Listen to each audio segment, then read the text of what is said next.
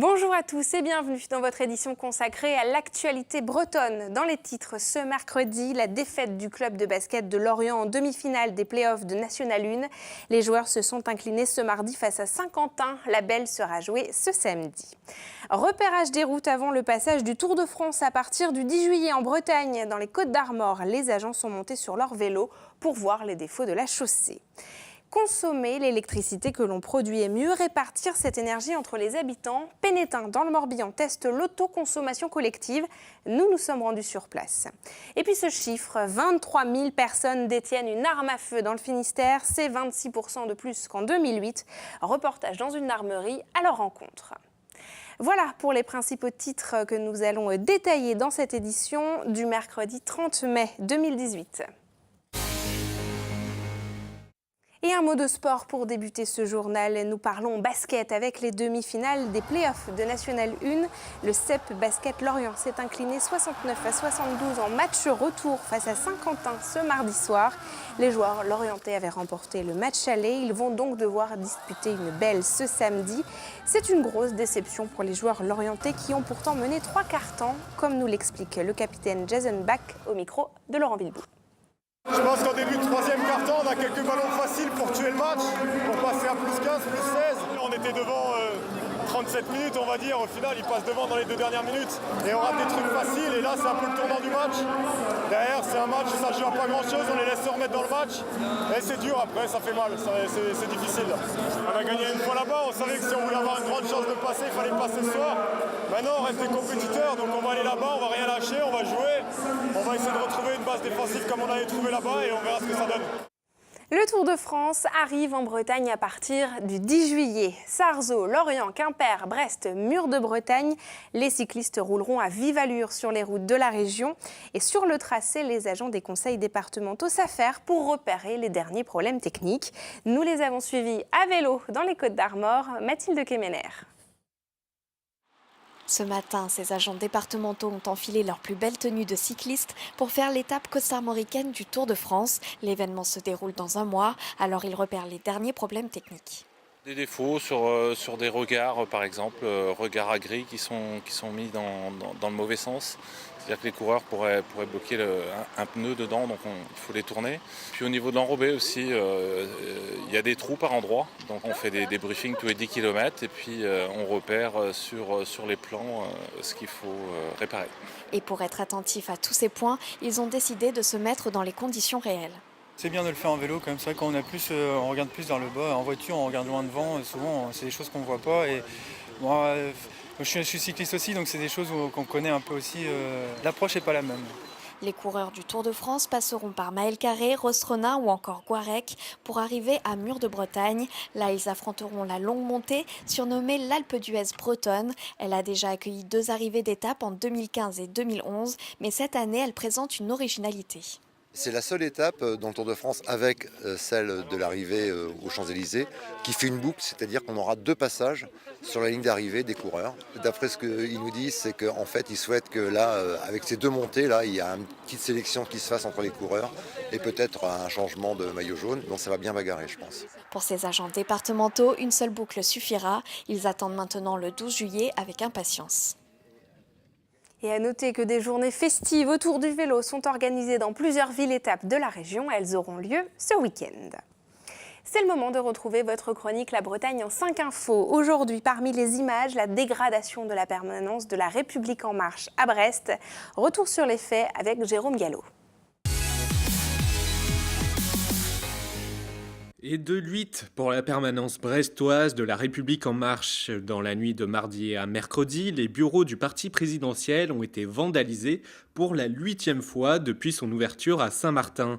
Cette fois, c'est un pavé qui a été lancé contre la vitrine de la permanence. Après une série de tags et un mur monté contre la façade, ces actes de vandalisme vont crescendo. L'élu marcheur Marc Coatanea a porté plainte. L'Audet a pris une drôle de couleur rouille ce mercredi. La cause est à chercher du côté des fortes précipitations de mardi. Elles ont entraîné d'importants ruissellements de terre dans la rivière de Quimper. Aucune pollution ne serait donc en cause.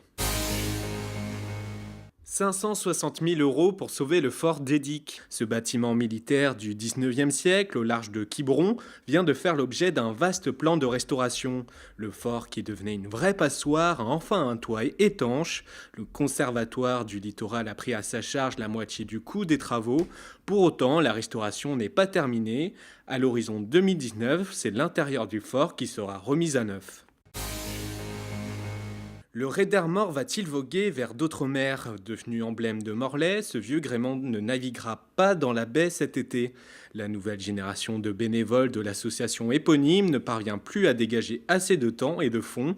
Résultat, ils cherchent des porteurs de projets pour trouver une nouvelle destinée au Raider-Mort. L'horizon devrait devenir plus clair après l'Assemblée générale le 16 juin prochain. Être cycliste à Quimper est loin d'être un long fleuve tranquille. Pour le prouver, Patrick, 43 ans, filme tous ses déplacements à vélo de son domicile de Pluguffan à son lieu de travail quimpérois. Ces images sont saisissantes et elles visent à dénoncer le comportement de certains automobilistes. La vidéo en entier est à retrouver sur le site internet letelegram.fr.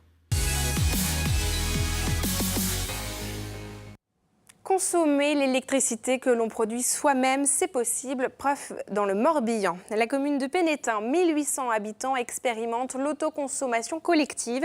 Le principe, plusieurs personnes utilisent l'électricité produite par un seul bâtiment. Un système rendu possible grâce à une nouvelle réglementation mise en place en février 2017. 4 communes testent ce dispositif en France. Explication avec Fanny Coconnier. À Pénétin, depuis 2016, 2 bâtiments publics consomment l'énergie qu'ils produisent. Et depuis 2 mois, la commune a équipé son centre technique municipal en panneaux photovoltaïques.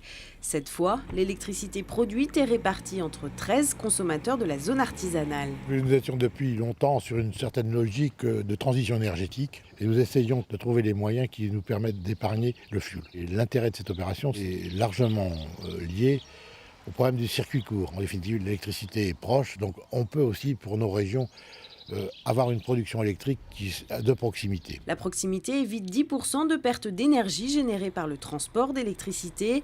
Et cette expérimentation d'autoconsommation collective constitue une vitrine pour le compteur Linky décrié. On a rendu possible ce projet par la modernisation de notre réseau et l'installation de compteurs Linky sur les différents producteurs et consommateurs de ce projet. Et c'est la présence des compteurs Linky à ces endroits-là qui permet de répartir maintenant et de calculer la répartition des consommations. Pour les artisans de Pénétin, cette énergie locale représente une consommation complémentaire. Morbihan Énergie a investi dans les panneaux solaires à hauteur de 38 000 €. Pénétin, Cap-Atlantique et la région des Pays de la Loire ont financé 22 000 € d'études. Pour les consommateurs, il n'y aura pas de surcoût pour les 20 années à venir. Nous leur assurons un prix qui est le prix du marché. On garantit donc aux gens le prix qui a été fait avec le contrat initial. Le développement de cette expérimentation reste encore suspendu à des inconnus et notamment à l'avenir de la taxe sur le transport de l'énergie. En 10 ans, le nombre de détenteurs d'armes à feu dans le Finistère a augmenté de 26%. Ils sont aujourd'hui plus de 23 000 dans le département et la tendance est nationale. Alors, qui sont ces détenteurs ? Pourquoi sont-ils si nombreux ? Nous sommes allés à leur rencontre dans une armurerie à Carhaix. Depuis 40 ans, la boutique Pisteur à Carhaix vend des armes à feu, près de 700 par an.